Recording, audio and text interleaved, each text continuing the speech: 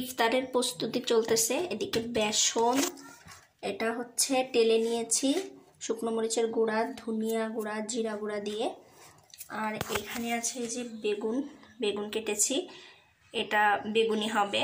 আর এইদিকে দেখেন আলুর চপ করা হবে। আলুটা আসলে কালো হয়ে গেছে, রাইস কুকারে এটাকে সিদ্ধ করছি, গ্যাস ছিল না, যার জন্য আলু আর ছোলা একসাথে রাইস কুকারের ভিতর দিয়ে সিদ্ধ করার কারণে এমন কালো হয়েছে। প্রথমে বেগুনটা মাখিয়ে রাখবো, তো একটু শুকনো মরিচের গুঁড়া দিলাম, পরিমাণ মতো লবণ দিয়ে দিচ্ছি। এখন এটাকে হাত দিয়ে ভালো মতো এভাবে মাখিয়ে নেব, মাখিয়ে কিছুক্ষণ রেখে দেব। তো বেগুন মাখা শেষ হয়েছে, এখন একটু বেসনটা গুলিয়ে নিই। বেসনের ভিতরে যেহেতু সব গুঁড়া মশলা দিয়েই টেলে নিছি, তাই এর ভিতরে আর বাড়তি কোনো গুঁড়া মশলা দেব না। এখন জাস্ট একটু পানির সাহায্যে 1 কাপ পরিমাণ পানি দিয়ে দিচ্ছি। এটাকে আস্তে আস্তে পানি দিয়ে দিয়ে একটু মাখিয়ে নিই। কালার আসার জন্য একটু হলুদের গুঁড়া দিয়ে দেব, তাহলে কালারটা একটু ভালো হবে। এবার ভালো মতো ফুটিয়ে নেব। বেসন তো গোলানো হয়ে গেল, এখন এদিকে আলুটাকে ভর্তা করে নেব। শুকনো মরিচের গুঁড়া দিয়ে করবো আর একটু পেঁয়াজ দিয়ে। আলুর কালারটা চেঞ্জ হয়ে যায়, কেমন যেন দেখা যাচ্ছে।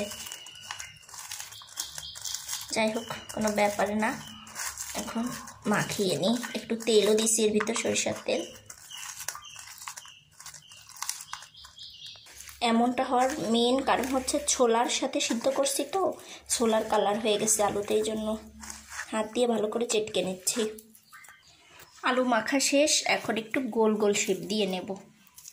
এই যে এইভাবে করে দিয়ে নেব। আর এই আলুটা কেমন যেন একটু শক্ত টাইপের, নতুন আলু তো আঠালো আঠালো, আর কেমন যেন একটু ইয়া ধরনের।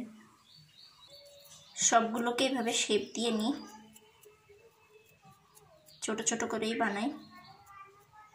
তো সবগুলো শেপ দিয়ে নেওয়া হয়ে গেল, এখন চলে যাব ভাজতে। আর যেহেতু গ্যাস নাই, গ্যাস আশেপাশে আজকে কোথাও পাওয়া যায়নি দোকানে, তো চুলায় যেতে হবে। তো সব কিছু নিয়ে এখন চুলায় যাবার। এ পর্যায়ে বেসনের ভিতর আমি একটু বেকিং সোডা দেব ফোলার জন্য। প্রথম দিকে দিলাম না, শেষের দিকেই দেব। যখনই চুলায় দেব বেগুনি বা আলুর চপ, তখনই হচ্ছে দিয়ে বেকিং সোডাটা দিয়ে গুলিয়ে তারপর হচ্ছে দেব, তাহলে ভালো মতো ফুলে আর মুচমুচেও থাকে। কিন্তু চুলায় চলে আসছি, বললামই তো গ্যাস শেষ। তো যাই হোক, এখন ভাজাভাজি করব। তো ফ্রাই প্যানেই ভাজবো। তেল দিয়ে দিই, প্রথমে বেগুনি ভেজে নিই বিসমিল্লাহ বলে।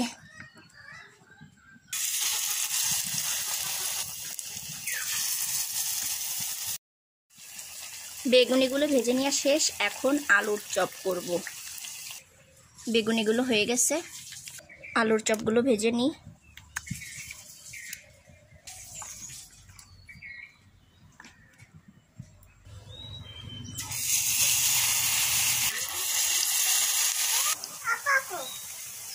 তো এদিকে আমার ভাজা পোড়া করা শেষ, এখন ছোলা ভাজলে হয়ে যাবে।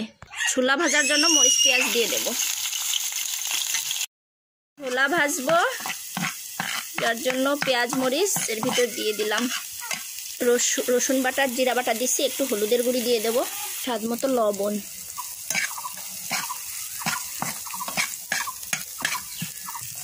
ছোলাগুলো ঢেলে দিলাম, এখন একটু নেড়ে চেড়ে রান্না করে নেব। শুকনো মরিচের গুঁড়া দেব না, রোজা থেকেই ছোলায় শুকনো মরিচের গুঁড়া দিলে সমস্যা হবে।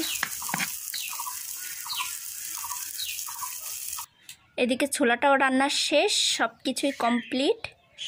এখন একটু পরেই ইফতারি করব। তো এই পর্যন্তই, সবাই ভালো থাকবেন, সুস্থ থাকবেন, আল্লাহ হাফেজ।